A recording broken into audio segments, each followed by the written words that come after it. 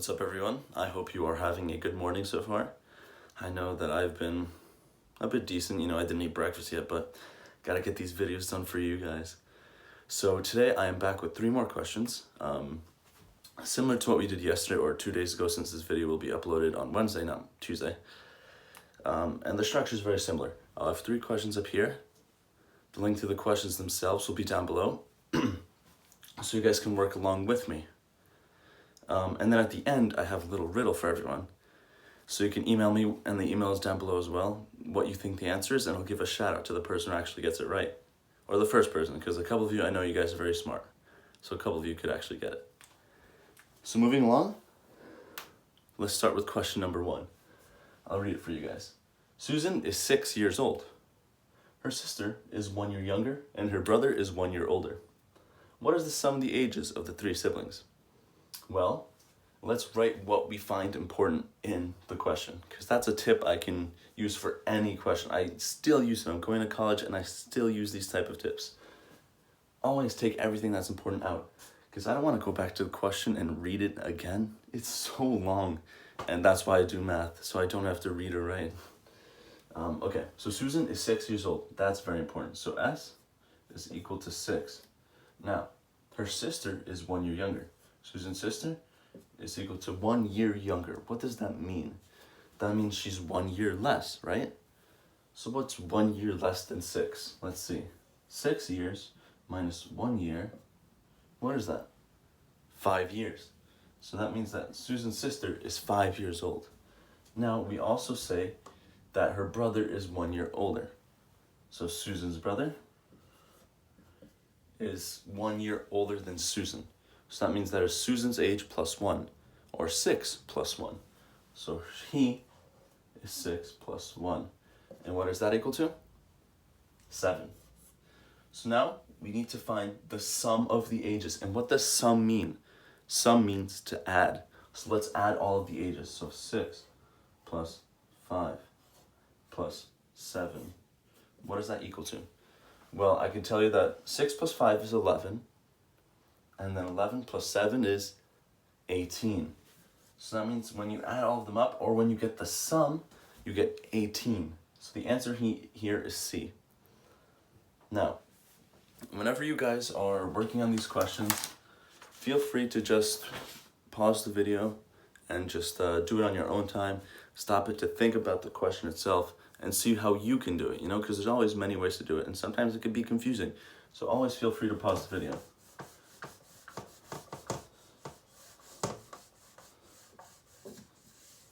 All right, question number 2.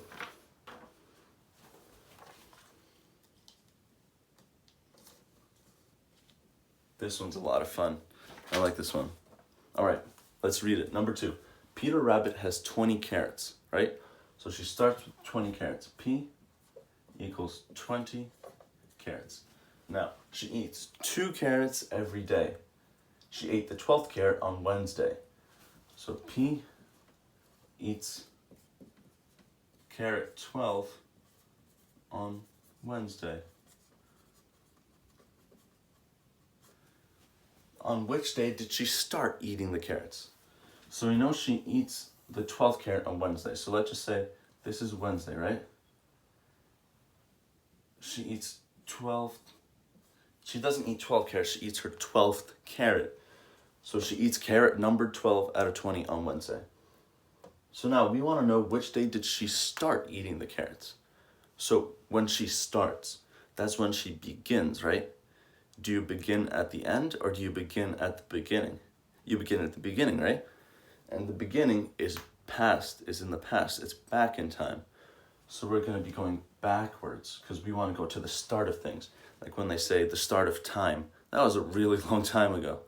So this is the start of her carrot eating, which is also a long time ago, or in the past. So let's go to a day before Wednesday, which is Tuesday, right? We're there.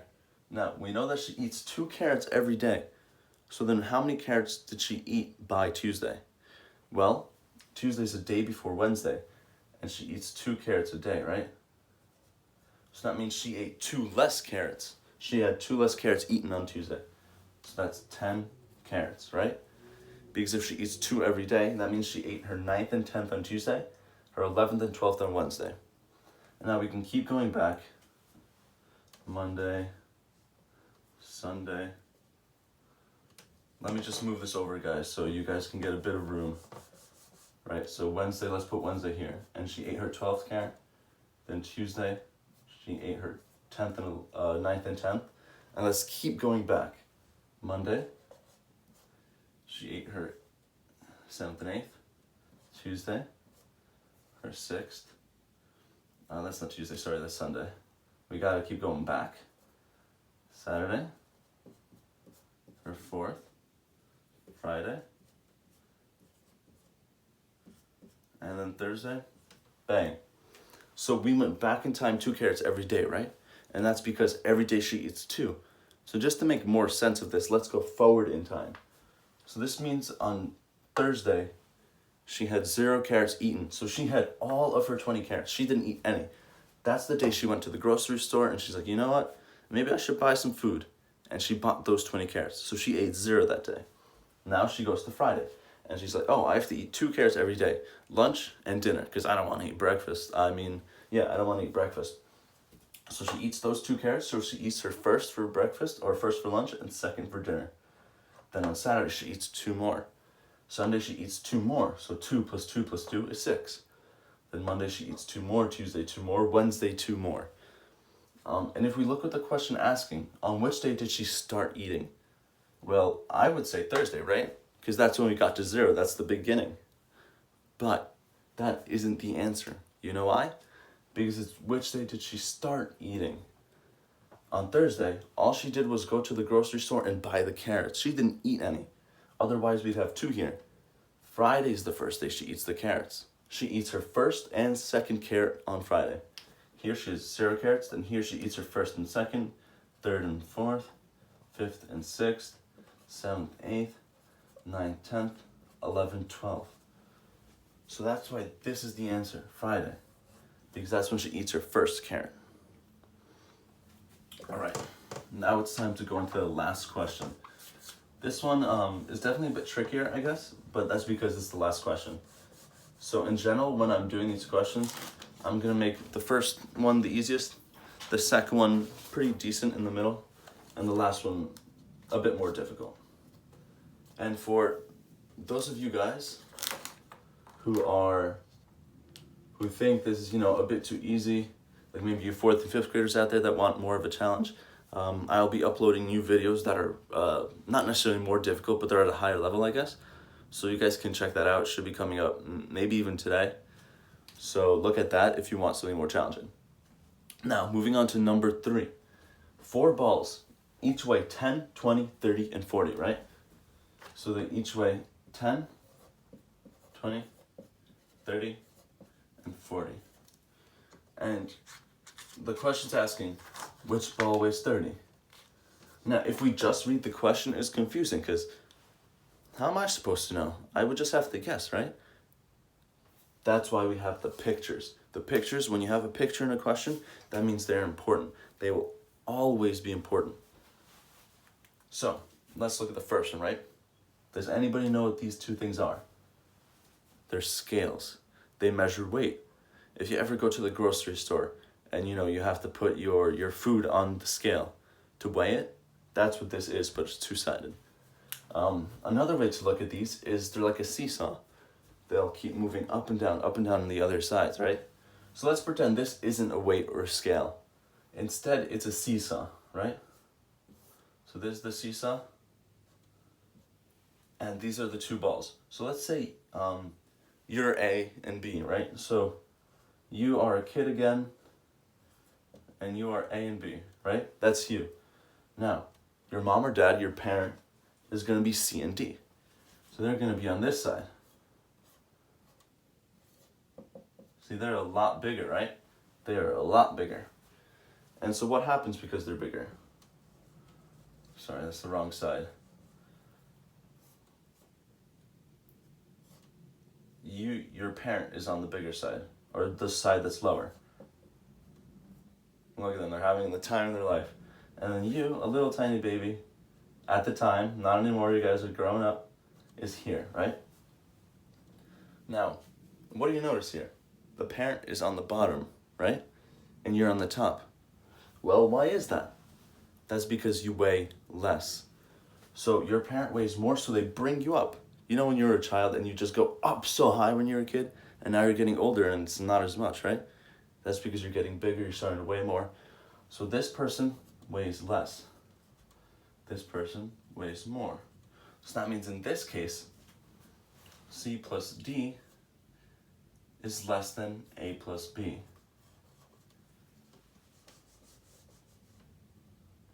And now, just looking at this sign, it's just a sideways V.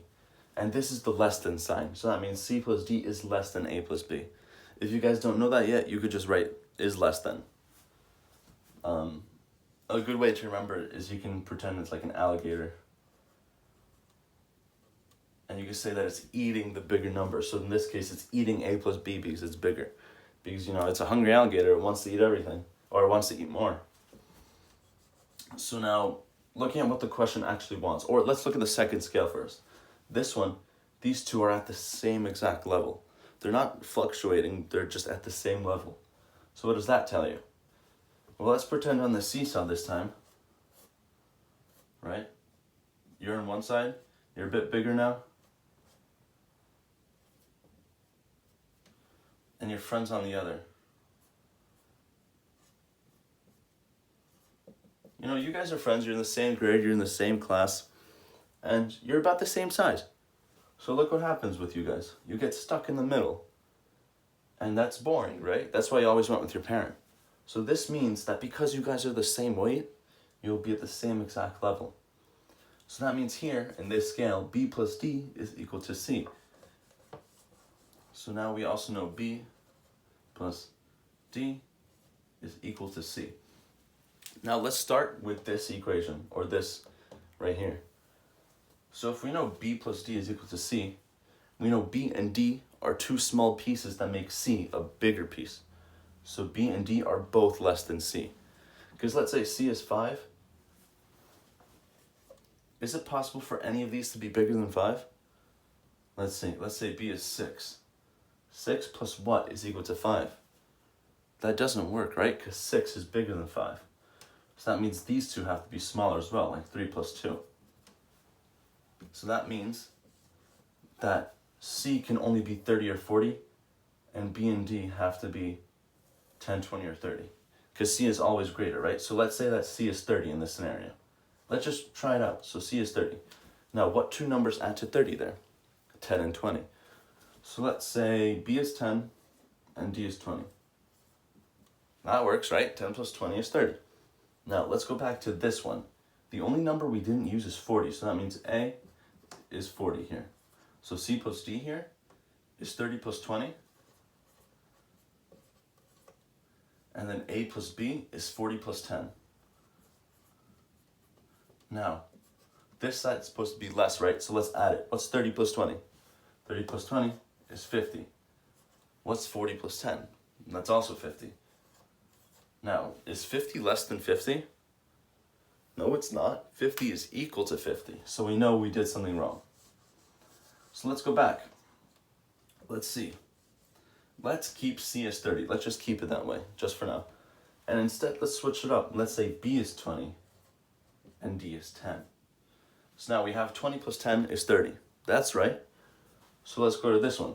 C here is 30. So 30 plus D, and D is 10. So 30 plus 10 is less than A, which is 40 again, because we didn't use that number yet.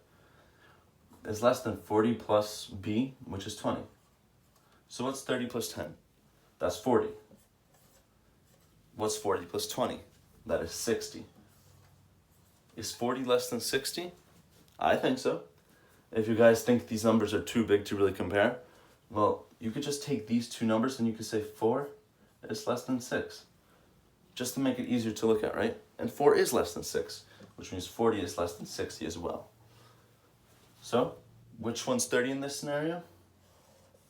C. C is 30. And the question asks, which ball weighs 30? Well, that would be C. All right, we got through every question today. I hope you guys enjoyed. And before I close off, I just have the little bonus question or riddle for you guys. So I have 8 squares, 8 dots, drawn like this. And my question is, how many different squares can you make connecting the dots? So here I can connect the dots, right, like this. Is that a square though? No, it's not. So it's up to you guys to show me how many squares you can make connecting these dots. You can draw this out on a piece of paper and you can email me what you think the answer is. Again, my email is down below, so feel free to use that.